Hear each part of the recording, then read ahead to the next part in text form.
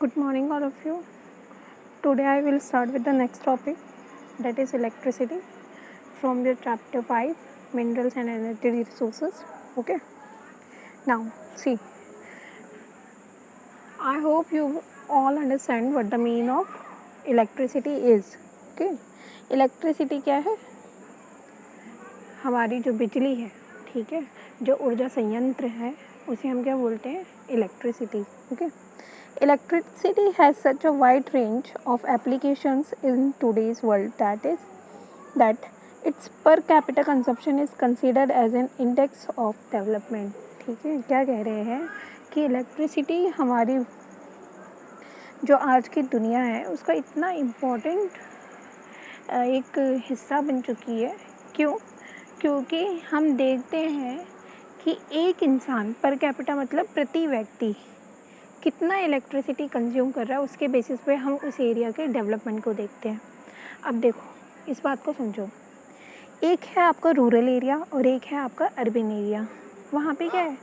Rural area में generally क्या होता है, एक आदमी हो सकता है दिन का 5 से 7 घंटा ही उसको लाइट मिले, ठीक है, उसको इलेक्ट्रिसिटी मिले. वहीं पर हम एक अर्बन एरिया के साथ कंपैरिजन क्या करते हैं कि उसे 24 आवर्स में से 24 आवर्स इलेक्ट्रिसिटी मिल रही है. तो इसके बेसिस पे हम क्या कहते हैं कि urban area are more developed. Okay. तो same case is here.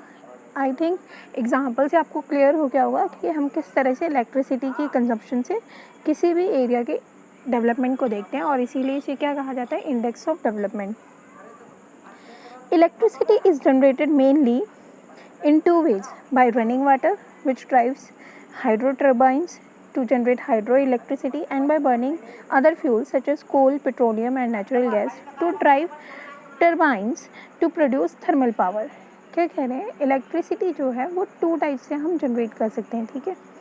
First is where hydro electricity, जो आप पानी से, जब आप पानी में टर्बाइंस लगाकर, पानी में मोटर लगाकर और फिर इलेक्ट्रिसिटी जनरेट कर रहे हो, दैट इज़ हाइड्रो इलेक्ट्रिसिटी. ठीक है.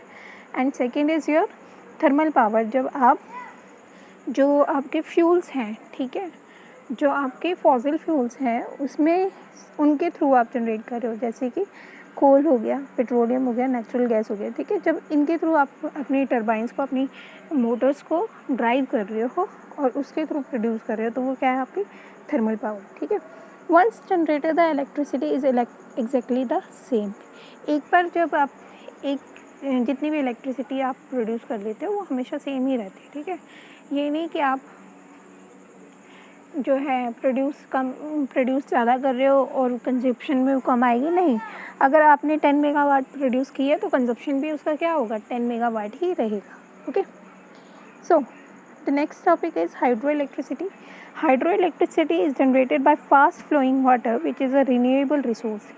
सी, क्या कह रहे हैं? अब देखो, हाइड्रो इलेक्ट्रिसिटी आपको समझना है क्या है. अब ये तो है नहीं कि कहीं पर थोड़ा सा पानी बह रहा है तो उसी पे आप हाइड्रो इलेक्ट्रिसिटी लगा दोगे. नहीं, हम जनरली हाइड्रो इलेक्ट्रिसिटी जनरेट कहाँ करते हैं? जहाँ पे हमें रिवर का सोर्स जो है वो बहुत ज़्यादा वाइड और बहुत ज़्यादा डीप मिलता है, जहाँ पे इंटेंसिटी ज़्यादा होती है रिवर की. ठीक है. जनरली डैम्स वाले एरिया में, जहाँ पे कि पानी का स्टोरेज काफ़ी ज़्यादा होता है. ठीक है. तो जहाँ पे बहुत ज़्यादा फास्ट फ्लोइंग वाटर है वहाँ पे हम हाइड्रो इलेक्ट्रिसिटी को जनरेट करते हैं. और हम सभी को पता है कि वाटर क्या है? एक ऐसा रिन्यूएबल रिसोर्स है. ठीक है. जिसे हम दोबारा रिन्यू कर सकते हैं.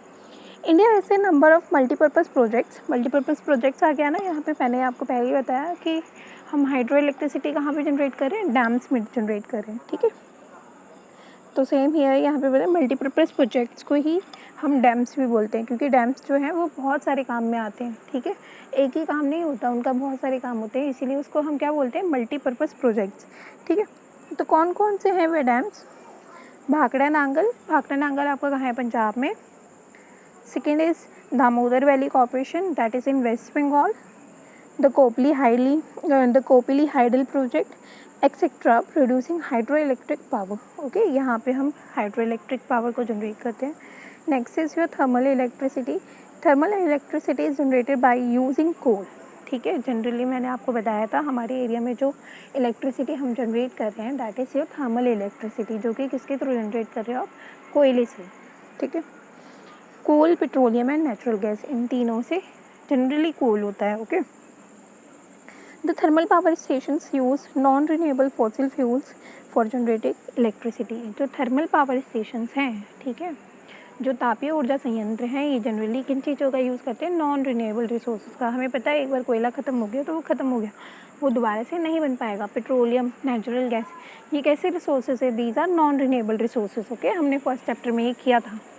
तो हमें ध्यान में रखना है, हमें ऐसे रिसोर्सेज से एनर्जी को जनरेट करना है जो कि रिन्यूएबल हो और नॉन कन्वेंशनल हो। ये नहीं कि एक बार ख़त्म हो गई तो दोबारा नहीं आएंगे। तो हमें रिसोर्सेज को सस्टेनेबली यूज़ करना है कि वो आगे फ्यूचर जो जनरेशन आने वाली है, ठीक है, उन्हें भी मिले।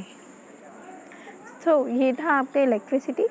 देखिए इस चैप्टर का बहुत ही इम्पोर्टेंट एक मैप आने वाला है, ठीक है, that is India power plants.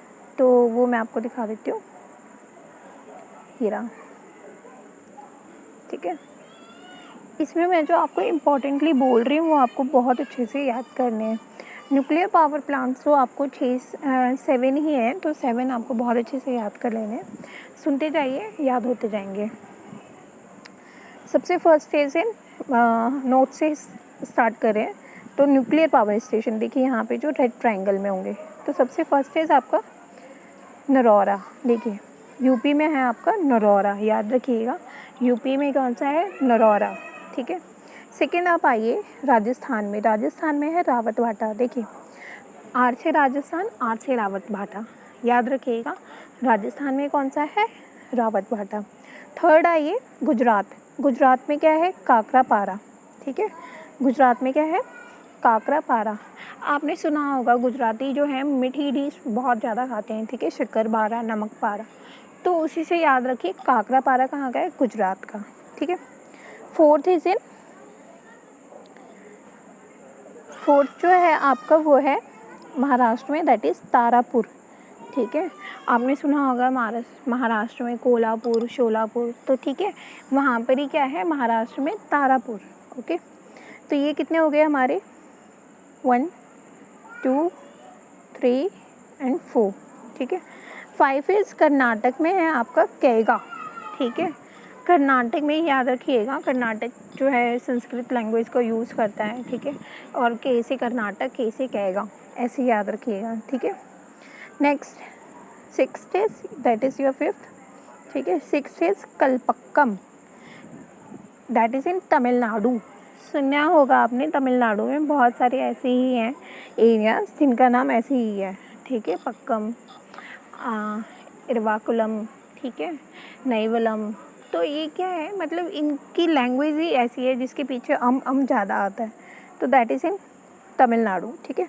तो ये आपके 6 न्यूक्लियर पावर स्टेशन है, इनमें से कोई सा भी एक मैप में ज़रूर आता है एग्ज़ाम में, तो ये आपको बहुत अच्छे से याद करके रखना है। दोबारा से सुन लीजिए, यूपी में कौन सा है? नरौरा, हम जहाँ रह रहे हैं, ठीक है, वहाँ पे कौन सा न्यूक्लियर पावर स्टेशन है? नरौरा। सेकंड आ जाइए आप राजस्थान में, आर से राजस्थान, आर से रावत भाटा, ओके। थर्ड गुजरात, गुजरात में लोग मीठा खाते हैं, नमक पारा, शक्कर पारा, तो वैसे ही काकरा पारा। फोर्थ मुंबई और महाराष्ट्र, महाराष्ट्र में है तारापुर, ठीक है। 5th कर्नाटक, कर्नाटक में है कैगा, और 6th तमिलनाडु, तमिलनाडु में है कलपक्कम, ओके। तो ये आपके न्यूक्लियर पावर स्टेशन है। नेक्स्ट वीडियो में मैं आपको थर्मल पावर स्टेशन के बारे में बताती हूँ, ओके।